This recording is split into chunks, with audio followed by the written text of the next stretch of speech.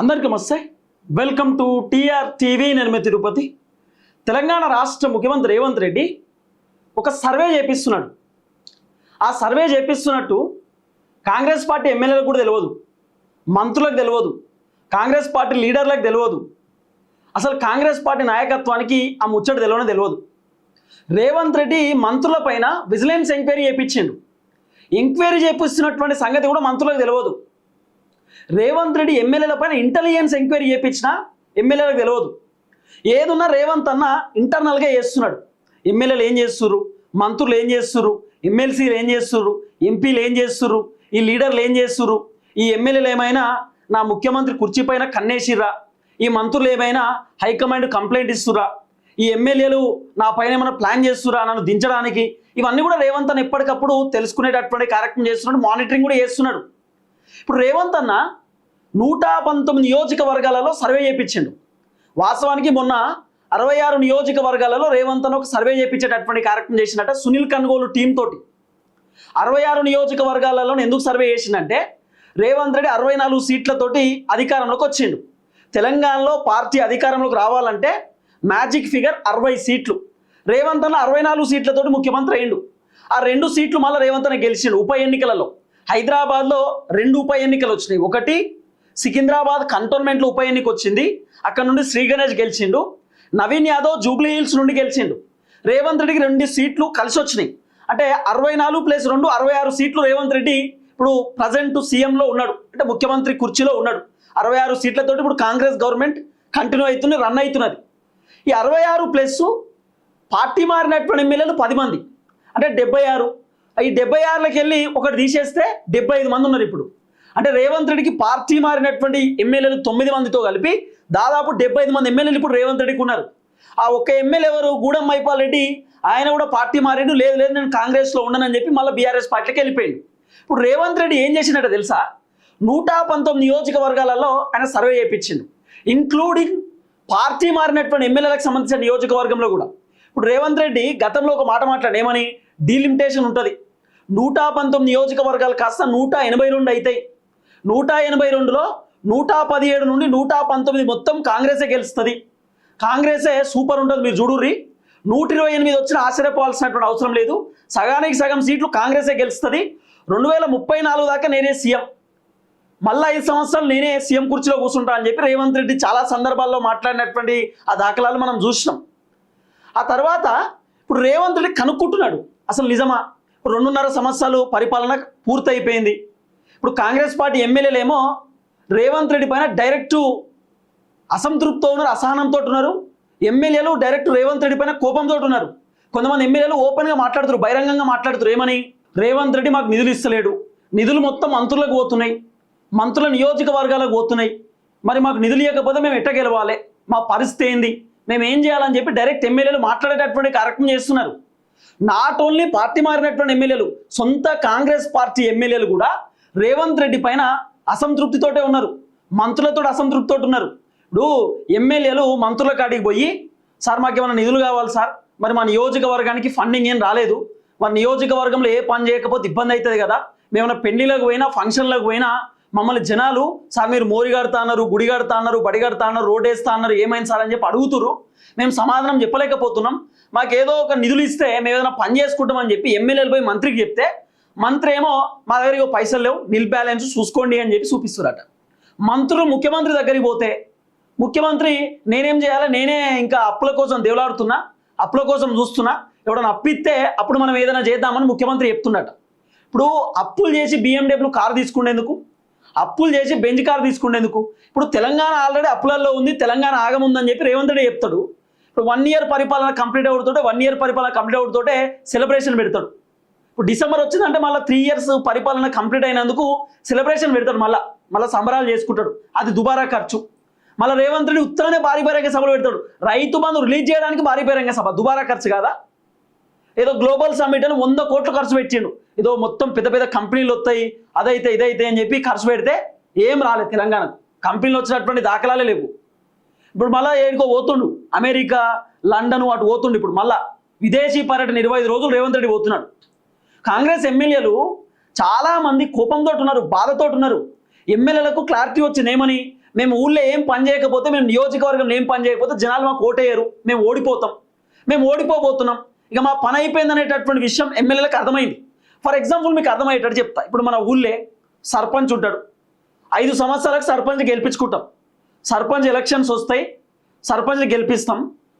సర్పంచ్ ఏ పని చేయక వచ్చిన బిల్లులన్నీ మింగిండు అనుకో, బిల్లులు వస్తున్న కొద్దీ తినేసిండు అనుకో మొత్తం, మళ్ళీ 5 సంవత్సరాల తర్వాత సర్పంచ్ అదే సర్పంచ్ పోటీ చేసి ఓటేస్తామా, గెలిపిస్తామా? అందరం ఏమనుకుంటాం, 5 సంవత్సరాలు సర్పంచ్ ఇక సీసీ రోడ్డు కూడా వేయలే, సర్పంచ్ ఉండి ఇక బోరు కూడా వేయలేకపోయిండు, డబుల్ బెడ్రూమ్లు తీసుకురాలేకపోయిండు, ఏ పని చక్కగా చేయలే, పట్టాలు కూడా తీసుకురాలే, గాయనకెందుకు ఓటేసుడు, ఆయన ఉన్నప్పుడు మొత్తం తిన్నాడు ఉన్నాయని కథం చేసిండు, ఆయన వద్దు అని చెప్పి అంటాం కదా. ఇప్పుడు ఎమ్మెల్యేలు కూడా నియోజకవర్గంలో ఏం పని చేయకపోతే, నియోజకవర్గంలో ఏం డెవలప్మెంట్ చేయకపోతే, చిన్న చిన్న పనులు కూడా, చిన్న చిన్న సీసీ రోడ్లు అవోటి ఇవోటి వేయకపోతే జనాలు ఏమనుకుంటారు, వీళ్ళకంటే బీఆర్ఎస్ కూడా నయం, బీఆర్ఎస్ కూడా సప్పో చేసి ఏదైనా పని చేసిండు, కాంగ్రెస్ వేస్ట్, వీళ్ళు ఏం పని చేయలే, వీళ్ళకి ఓటేసి మోసపోయినాం, ఇంకోసారి ఓటేయొద్దు అనేటటువంటి ఆలోచన జనాలకు కలుగుతుంది కదా. అదే ఆలోచన ఇప్పుడు ఎమ్మెల్యేలకు ఉన్నది. ఎమ్మెల్యేలు చాలామంది వాళ్ళంతా డైనమాలు ఉన్నారు, ఎమ్మెల్యేలు చాలామంది ఆగమాగం అవుతారు, అరే మాకు రేవంత్ రెడ్డి ఏం నిధులు ఇస్తలేడు, మేము ఎట్లా గెలుస్తాం, మేము ఓడిపోతాం. ఇదే విషయాన్ని కాంగ్రెస్ పార్టీ ఎమ్మెల్యేలు రేవంత్ రెడ్డి దృష్టికి తీసుకుపోయారట. ఏమని, మేము ఓడిపోతాం, మాకు నిధులు వస్తలేవు, మాకు ఇబ్బంది అవుతుంది, మా వల్ల కాదు, అవసరం అనుకుంటే మేము రాజీనామా చేస్తాం, మాకు నిధులు కావాలి. మొన్న జడ్చర్ల ఎమ్మెల్యే అనిరుద్ రెడ్డి ఏమని మాట్లాడిండు విన్నారా మీరు? 5,000 10,000 మందితో ధర్నా చేస్తా, ర్యాలీ చేస్తా, నాకు నిధులు ఇవ్వకపోతే అని చెప్పి మాట్లాడిండు. రాజగోపాల్ రెడ్డి ఓపెన్గా చెప్పిండు మాకు నిధులు వస్తలేవని. ఇంటర్వ్యూలో దానం నాగేందర్ నేను అనవసరంగా కాంగ్రెస్ పార్టీకి వచ్చినా అని చెప్పి బాధపడుతుండు. మాట్లాడుకుంటూ పోతే మస్తు పోచారం శ్రీనివాస్ రెడ్డి బహిరంగంగా చెప్పిండు, నా ఫోన్ ముఖ్యమంత్రి లేపుతలేడు, మంత్రులు లేపుతలేరు అని చెప్పి ఆయన మాట్లాడే కార్యక్రమం చేసి, ఇవన్నీ రియాలిటీ కదా, గ్రౌండ్ రియాలిటీ ఇదంతా. ఇప్పుడు రేవంత్ రెడ్డి ఇంతకు ఎందుకు 119 నియోజకవర్గాలలో సర్వే చేపిస్తున్నా అంటే ఇదే రీజన్. ఎమ్మెల్యేలు అందరూ రేవంత్ రెడ్డికి చెప్పిరట, మాకు నిధులు ఇస్తలేరు, మేము ఓడిపోయే అవకాశం ఉంది. జనాలు కూడా కాంగ్రెస్ తిడుతురు, కాంగ్రెస్ పైన విమర్శలు చేస్తున్నారు, కాంగ్రెస్ పైన పబ్లిక్ అసంతృప్తి అసహనంతో ఉన్నారు, కాంగ్రెస్కి ఇబ్బంది అయ్యేటట్టే ఉన్నది అని చెప్పి రేవంత్ రెడ్డికి రిపోర్ట్ వచ్చింది. రేవంత్ రెడ్డికి చెప్పారు కొంతమంది ఎమ్మెల్యేలు, మంత్రులు కూడా రేవంత్ రెడ్డికి చెప్పే కార్యక్రమం చేసినట్టు, ఏదో తేడా కొడుతుందని చెప్పి. ఇక రేవంత్ అని ఏం చేసిన, 2.5 సంవత్సరాల పరిపాలన అయిపోయింది. ఇంతకీ 2.5 సంవత్సరాల పరిపాలనలో రేవంత్ రెడ్డి కొన్ని పనులు చేసినది, 500 రూపాయల గ్యాస్ సిలిండరు, 200 యూనిట్ల కరెంటు, రైతు బంధు, రుణమాఫీ, ఇక పెన్షన్లు, అదే 2,000 ఇస్తుండు పెన్షన్లు కానీ ఇస్తుండు. ఆ తర్వాత కొన్నిటి దగ్గర రోడ్లు వేయించిండు, కొన్నిటి దగ్గర సీసీ రోడ్లు పడ్డాయి, కొన్ని చోట్ల మోరీలు వేయించిండు, కొన్ని చోట్ల బ్రిడ్జ్లు వేయించిండు. ఇవన్నీ రేవంత్ రెడ్డి కొన్ని చేసిండు, మొత్తం అద్భుతం చేసిండని చెప్పనీకి లేదు, చేసే కాడ కొన్ని చేసిండు. అయితే డబుల్ బెడ్రూమ్లు కూడా రేవంత్ రెడ్డి ఇచ్చిండు, కొత్త రేషన్ కార్డులు ఇచ్చిండు, ఇవన్నీ ఇప్పుడు రేవంత్ రెడ్డి చేసిండు కదా. మహిళలకు 0 వడ్డీ రుణాలు ఇచ్చిండు, రీసెంట్గా ఇంద్రమ్మ చీరలు ఇచ్చిండు, ఇవన్నీ రేవంత్ రెడ్డి చేస్తుండు కదా. అయితే రేవంత్ రెడ్డి డౌట్ వచ్చిందట, ఏమని, మనకి ఇవన్నీ మనం చేసినాం, ఈ 2.5 సంవత్సరాలలో అసలు కాంగ్రెస్ పైన జనాల ఒపీనియన్ ఏంది, పబ్లిక్ ఏమనుకుంటున్నారు, మళ్ళా ఈ ఎమ్మెల్యేలు గెలుస్తారా ఓడిపోతారా? రేవంత్ రెడ్డికి ఉన్నటువంటి పెద్ద టెన్షన్ ఏంటంటే, ఇప్పుడు రేవంత్ రెడ్డి దగ్గర 75 మంది ఎమ్మెల్యేలు ఉన్నారు, ఈ 119 నియోజకవర్గాలలో దాదాపు రేవంత్ రెడ్డికి ఒక 65 మంది గెలిచిన చాలు. రేవంత్ అన్నకు అదే అనుకుంటున్నాడు. 119 నియోజకవర్గాలు మొత్తం చేసినట్ట సర్వే, నాట్ ఓన్లీ 75, 119 కాన్స్టిట్యున్సీస్లో రేవంత్ రెడ్డి సర్వే చేయించాడు. అసలు ఎట్లుంది గ్రౌండ్ రియాలిటీ? మరి 2.5 సంవత్సరాల పరిపాలనలో మనం కొన్ని పనులు చేసినాం, మరి జనాలు అరే కాంగ్రెస్ పర్లేదు బాగానే ఉంది, ఎంతో కొంత చేసిరని చెప్పి జనాలు అనుకుంటురా లేదా? ఎందుకంటే రేవంత్ రెడ్డి పదే భారీ బహిరంగ సభలలో మీటింగ్లలో ఏం చెప్తాడు, మేము ఏమి ఇస్తలేమంటే కారణం కేసీఆర్ అప్పులు చేసింది కాబట్టి రైతు బంధు చక్కగా ఇయ్యలే, కేసీఆర్ అప్పులు చేసింది కాబట్టి 500 రూపాయల పంట బోనస్ చక్కగా ఇస్తలేం, కేసీఆర్ అప్పులు చేసింది కాబట్టి 4,000 పెన్షన్ ఇస్తలేం, కేసీఆర్ అప్పులు చేసింది కాబట్టి మహిళలకు 2,500 ఇస్తలేం, కేసీఆర్ అప్పు చేసింది కాబట్టి అప్పులు మేము వడ్డీలు కట్టాలి కాబట్టి పైసలు లేక తులం బంగారం ఇస్తలేం, లేకపోతే అన్ని ఇచ్చేటోళ్ళం అన్ని చేసేటోళ్ళం అని చెప్పి రేవంత్ రెడ్డి డైలాగులు కొడుతున్నాడు. ఈయన చేయడు, కేసీఆర్ మీద నెడతాడు, కేసీఆర్ చేయబట్టే అని చెప్పి మొత్తం రేవంత్ రెడ్డి చెప్పేసే కార్యక్రమం చేస్తున్నాడు. అయితే రేవంత్ రెడ్డి బాగా నమ్మించిండు జనాలను, అన్ని నియోజకవర్గాలలో తిరిగిండు, అన్ని నియోజకవర్గాల్లో పర్యటన చేసిండు, సభలు పెట్టిండు, మీటింగ్లు పెట్టిండు, అన్ని పెట్టిండు. ఇప్పుడు రేవంత్ రెడ్డి డౌట్ ఏంటంటే అసలు జనాలు ఏమనుకుంటారు, జనాల ఒపీనియన్ ఏంది? ఇప్పుడు అట్లీస్ట్ ఇప్పుడు గెలిచినటువంటి ఎమ్మెల్యేలన్నా నెక్స్ట్ టైం గెలుస్తారా ఓడిపోతారా, ఇప్పుడు ఎంతమంది గెలుతారా ఎంతమంది ఓడిపోతారా అని చెప్పి ఒక సర్వే చేయించినాడు. ఆ సర్వే చేపిస్తే రేవంత్ రెడ్డికి ఊహించినటువంటి ఒక పెద్ద షాక్ వచ్చిందట. ఏం తెలుసా? ఆ సర్వేలో సగానికి సగం కాంగ్రెస్ వాళ్ళు ఓడిపోతారని వచ్చిందట, సగానికి సగం. ఇప్పుడు 75 మంది ఉన్నారు పార్టీ మారిన ఎమ్మెల్యేలతో కలిపి, 75 మందిలో సగానికి సగం ఓడిపోతారట. ఈవెందో మంత్రులు కూడా ఉన్నారు, ఆ సగానికి సగం ఓడిపోయేటటువంటి దాంట్లో మంత్రులు కూడా ఉన్నారట. ఇంకా లెక్క మనకు తెలియదు, లెక్క మొత్తం ఇంకా తెరపైకి రాలేదు, బయటికి రాలేదు. ఈ అంశం పైన చాలామంది రాజకీయ విశ్లేషకులు సీనియర్ జర్నలిస్ట్ రకరకాల మాట్లాడుకుంటున్నారు. కానీ రేవంత్ రెడ్డి ఏ పని చేసినా ప్రభుత్వానికి తెలుస్తలేదు, అంటే లీడర్లకు తెలుస్తలేదు. ఇప్పుడు ఉత్తమ్ కుమార్ రెడ్డి పైన రేవంత్ రెడ్డి విజిలెన్స్ ఎంక్వైరీ చేయించినాడు. ఉత్తమ్ కుమార్ రెడ్డి తెలియదు. రేవంత్ రెడ్డి ఇంటెలిజెన్స్ వాళ్ళతోటి సర్వే చేపించిన ఇంటెలిజెన్స్ని నిఘా పెట్టించిండు ఎమ్మెల్యేల పైన. ఎమ్మెల్యేలు ఏం చేస్తారు, ఏం కథ, ఎవరైనా మాట్లాడుకుంటురా, నా పైన ఏమైనా కుట్ర చేస్తురా, ఇవన్నీ చేస్తే ఎమ్మెల్యేలకు కూడా తెలియదు. ఇవన్నీ నడుస్తున్నాయి. రేవంత్ రెడ్డి దగ్గరికి రోజు రిపోర్ట్ వస్తుంది, ఏం జరుగుతుంది, ఏం కథ, ప్రభుత్వంలో ఏంది వ్యవహారం, మంత్రులు ఏం చేస్తారు, ఎమ్మెల్యేలు ఏం చేస్తారు, ఎవరితో మాట్లాడుతారు, ఎటుపోతురు, ఏంది, ఏం కథ, ఏం జరుగుతుందో మొత్తం రేవంత్ రెడ్డి దగ్గర రిపోర్ట్ ఉన్నది. అదంతా తెప్పించుకుంటున్నాడు. ఇప్పుడు రేవంత్ రెడ్డి బాధ ఏంది, ఎమ్మెల్యేలు అందరూ మాకు నిధులు వస్తలేవు, మేము ఓడిపోతాం, మేము మళ్ళీ గెలవమేమో, అంత ఆగమాగం ఉన్నది అని చెప్పి ఎమ్మెల్యేలు చెప్తున్నారు.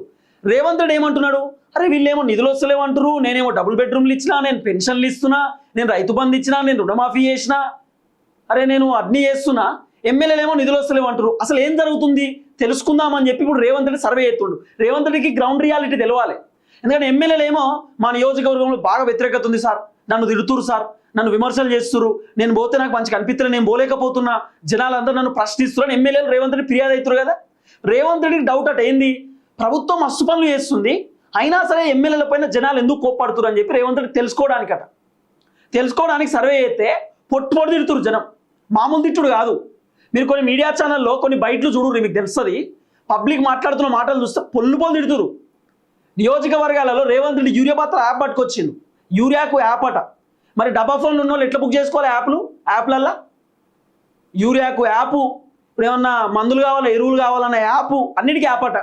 అన్నిటికీ యాప్ ఉంటే ఎట్లా, మన స్విగ్గీ, జొమాటోనా? ఆ తర్వాత రైతు బంధు ఎన్నిసార్లు ఇచ్చిండు, ఫెయిల్. రైతు బంధు వచ్చిన వాళ్ళకి వచ్చినాయి, రాని వాళ్ళకి రాలే. ఇందిరమ్మ ఇండ్లు ఎవరికి వస్తున్నాయి, ఊళ్ళే స్లాబ్లు ఉన్నవాడికి ఇందిరమ్మ ఇండ్లు వస్తున్నాయి, కాంగ్రెస్ పార్టీలకు ఇందిరమ్మ ఇండ్లు వస్తున్నాయి, సామాన్య జనాలకు ఇందిరమ్మ ఇండ్లు వస్తుందా? వస్తలేవు. 2500 ఇచ్చిండా మహిళలకు, ఇయ్యలే. స్కూటీలు ఇచ్చిండా, ఇయ్యలే. కళ్యాణ లక్ష్మి ఇచ్చిండా, తులం బంగారం ఇచ్చిండా, మహిళలను కోటీశ్వర్లను చేస్తా అని చెప్పిండు. ఇంకెప్పుడైతే మహిళలు కోటీశ్వర్లు? నిరుద్యోగులు 2 లక్షల ఉద్యోగాలని చెప్పిండు. ఇందిరమ్మ ఇండ్లు ఏది, ఇంటర్నేషనల్ స్కూళ్ళు కడతా మొత్తం జిల్లాలలో, మండలాలలో అని చెప్పిండు. 4000 రూపాయల పెన్షన్, 15,000 రూపాయల రైతు బంధు, రైతు కూలీలకు పైసలు, 500 రూపాయల పంట బోనస్. ఇవన్నీ రేవంత్ రెడ్డి చెప్పినటువంటి మాటలే, వేరేటోళ్ళు ఎవరో వచ్చి చెప్పలే. ఇవన్నీ జనాలకు రియాలిటీ తెలుసు. రేవంత్ రెడ్డి ఏం చేస్తున్నా, ఏం కదా. ఇప్పుడు ఆ రోజు కేసీఆర్ ముఖ్యమంత్రి ఉన్నప్పుడు కూడా గవే పెన్షన్ వచ్చేది. కేసీఆర్ ముఖ్యమంత్రి ఉంటే రైతు బంధు వచ్చేది. కేసీఆర్ ముఖ్యమంత్రి ఉన్నప్పుడు ఏం డెవలప్మెంట్ కావాలో గవన్నీ అయినాయి. డంపింగ్ యార్డ్ కేసీఆర్ పట్టుకొచ్చిండు. ఆ తర్వాత శ్మశాన వాటిక పట్టుకొచ్చిండు, హరితహారం పట్టుకొచ్చిండు. ఆ తర్వాత పల్లె ప్రకృతి వనం అని చెప్పి పట్టుకొచ్చిండు. ఊర్లో పెద్ద పెద్ద లైట్లు వేయించిండు, పోల్లు వాతిచ్చిండు, ఊర్లో సీసీ రోడ్లు వేయించిండు, రోడ్లు వేయించిండు. ఇవన్నీ కేసీఆర్ హయాంలో కూడా జరిగినాయి. రేవంత్ రెడ్డి ఏదో మొత్తం కేసీఆర్ ఏం చేయలేదు, మొత్తం నేనే చేస్తున్నా అన్నట్టు ఫీల్ అయిపోతే కరెక్ట్ కాదు కదా. ఇప్పుడు జనాలు కూడా గదే అంటున్నారు. కేసీఆర్ ఏం చేసిండో రేవంత్ రెడ్డి కూడా గదే చేసిండు. కొత్త రేవంత్ రెడ్డి చేసింది ఏం లేదు. కేసీఆర్ కంటే రేవంత్ రెడ్డి పెద్ద బెటర్ ఏం కాదు. రేవంత్ రెడ్డి కంటే కేసీఆర్ నయం. ఆయన ఎంతో కొంత పనన్న చేసిరు. ఆ బీఆర్ఎస్ వాళ్ళు మా ఇంటికన్నా అప్పుడప్పుడు వచ్చిపోయారు, కానీ ఎమ్మెల్యేలు వత్తలేరు అని చెప్పి ఇట్లా కూడా విమర్శలు చేస్తారు జనం. కాబట్టి రేవంత్ రెడ్డి సర్వే చేపిస్తున్నారు, అసలు ఏం జరుగుతుంది. మరి ఈ 2.5 సంవత్సరాల పరిపాలనలో మస్తు పని చేసినాం, చాలా పని చేసినాం. అసలు మనము ఏదేదో చేసినాం పనులు, మొత్తం జనాలకు అది ఇచ్చినాం ఇది ఇచ్చినాం. అయినా సరే జనాలు ఎందుకు తృప్తిగా లేరు, ఎందుకు అసంతృప్తితో ఉన్నారు? ఇప్పుడు తృప్తి ఉండాలి కదా జనాలకు కూడా. రేవంత్ రెడ్డి అన్ని నిధులు ఇస్తున్నా, అన్ని చేస్తున్నా అన్నప్పుడు జనాలు కూడా అరే సూపర్ అని అనాలి కదా. మరి ఎందుకంటే లేరు, రీజన్ ఏంది? రేవంత్ రెడ్డికి తెలియదు, కానీ గ్రౌండ్లో చాలా ఘోరంగా ఉంది పరిస్థితి. పంట పండిద్దామంటే నీళ్లు లేవు, అన్నిటికీ ధరలు పెరిగిపోయినాయి. ఎమ్మెల్యేల అరాచకం ఎక్కువైపోయింది, దందాలు, సెటిల్మెంట్లు, కబ్జాలు ఎక్కువైపోయినాయి.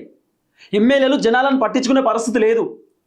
ఊర్లో కొంతమంది సర్పంచులు దందా చేస్తున్నారు, ఎమ్మెల్యేలను అండ చూసుకొని పట్టాలు ఇప్పిస్తామని చెప్పి డబ్బులు వసూలు చేస్తున్నారు. ఇంద్రమ్మ ఇల్లు ఇస్తామని డబ్బులు వసూలు చేస్తున్నారు కొంతమంది సర్పంచులు. ఎమ్మెల్యే మాకు ఉన్నాడు అండగా, మా ఎమ్మెల్యే చూసుకుంటాడు, మంత్రి చూసుకుంటాడు అని చెప్పి సర్పంచులు కొంతమంది రెచ్చిపోతున్నారు. ఇవన్నీ ముఖ్యమంత్రికి తెలియదు. ఇప్పుడు కింద వాళ్ళు చేసే తప్పులు కూడా ప్రభుత్వానికి డ్యామేజ్ అవుతుంది. సర్పంచ్ మంచిగా పని చేయకపోయినా అనుకో, సర్పంచ్ జనాలను ఇబ్బంది పెట్టిన అనుకో, జనాలు ఏమంటారు, ఈ కాంగ్రెసే వద్దు, ఈ గవర్నమెంటే వద్దు, ఈ సర్పంచ్ కూడా కాంగ్రెస్ గవర్నమెంట్ కూడా ఈయన అసలు వద్దే వద్దు అనుకుంటారు. కాబట్టి అన్ని రేవంత్ రెడ్డి సెటిలైట్ చేసుకోవాలి. మేము ఏదో ఇంద్రమ్మ ఇండ్లు ఇచ్చేసినాం, 2500 ఇస్తున్నాం, మొన్ననే రైతు బంధు ఇచ్చేసినాం, రుణమాఫీ కూడా చేసినాం, ఇక మా పైన సూపర్ అద్భుతంగా ఉంటుంది, జనాలు అందరూ పాజిటివ్ ఉంటారంటే కాదు కదా.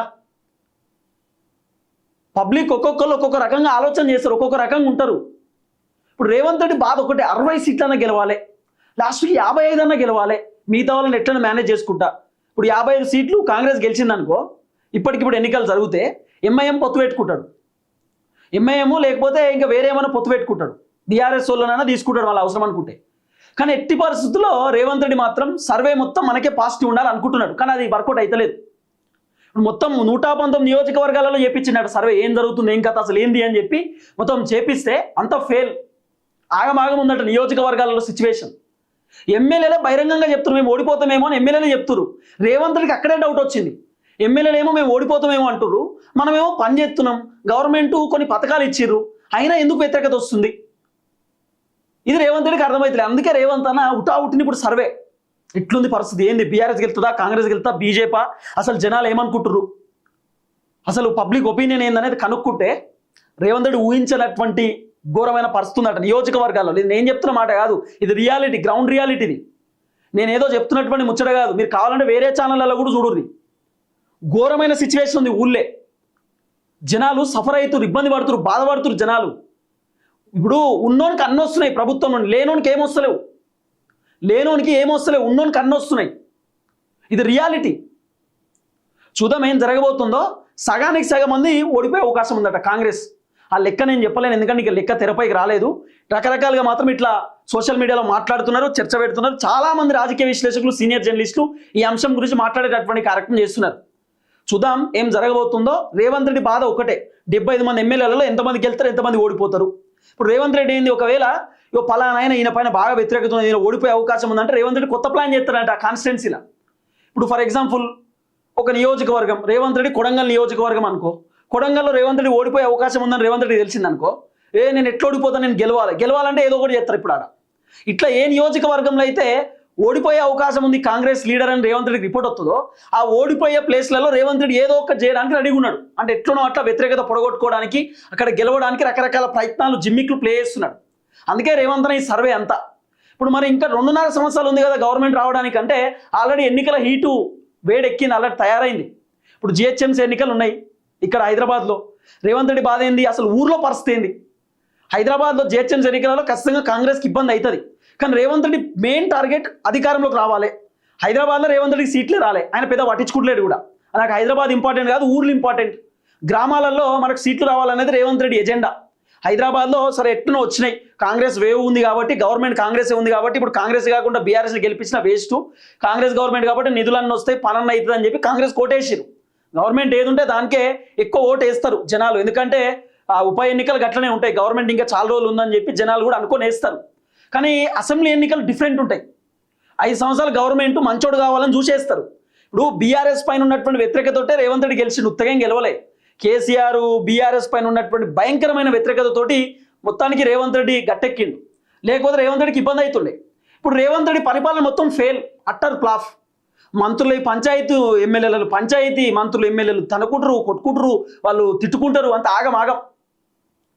1-2 పంచాయతీలు, గాంధీ భవన్లో కాంగ్రెస్ లీడర్లు తిట్టుకుంటారు, నెట్టుకుంటారు, అంత ఆగమాగం పరిస్థితి. అంతా జనాలు చూస్తారు కదా. ఎమ్మెల్యేల పైన ఆరోపణలు, మంత్రుల పైన ఆరోపణలు, ముఖ్యమంత్రి పైన ఆరోపణలు, ముఖ్యమంత్రి వెనకాల ఉండేటటువంటి వ్యక్తులపైన ఆరోపణలు, ఇవన్నీ ఉన్నాయి కదా, ఇవన్నీ వస్తున్నాయి కదా బయటికి. కాంగ్రెస్ పార్టీ లీడర్లకు సంబంధించిన చాలామంది లీడర్ల పైన ఆరోపణలు ఉన్నాయి. తిట్టుకునుడు, బూతులు, ఆ మాటలు, అవన్నీ రికార్డులు ఎన్ని లేవు. ఇవన్నీ జనాలు గమనిస్తారు కదా, చూస్తారు కదా, ఉత్తగానే కాదు కదా. అట్లని బీఆర్ఎస్ పార్టీ ఏమో పొడుగు చేసినని అంటలేం. బీఆర్ఎస్ పార్టీ కూడా మొత్తం ఫ్లాప్ అయిపోయారు, ఫెయిల్ అయిపోయారు. ఇప్పుడు మొన్న కొన్ని సర్వేలు వచ్చినాయి, బీఆర్ఎస్ గెలిచేటట్టున్నది, బీఆర్ఎస్ గవర్నమెంట్ వచ్చేటట్టున్నది అని చెప్పి సర్వేలు రాగానే కథం ఇక బీఆర్ఎస్ వాళ్ళు అందరూ హైదరాబాద్కి వచ్చి హైదరాబాద్లో రెస్ట్ తీసుకుంటారు. ఎట్లా మనమే గెలుస్తాం, బీఆర్ఎస్ అధికారంలోకి వస్తుంది, మనల్ని అనేటోళ్ళు లేడు, మన గవర్నమెంటే వస్తుంది, మనకి ఇబ్బంది లేదని చెప్పి వచ్చి హైదరాబాద్లో కూర్చున్నారు. ఇప్పుడు రేవంత్ రెడ్డికి ఏం చేయాలో తెలియదా? బీఆర్ఎస్ వాళ్ళు అందరూ వచ్చి హైదరాబాద్లో కూర్చుంటే రేవంత్ రెడ్డి ఎమ్మెల్యేలను గ్రౌండ్లో తిప్పుతున్నాడు ఇప్పుడు మళ్ళా. ఇవన్నీ రేవంత్ రెడ్డి చేస్తున్న పని.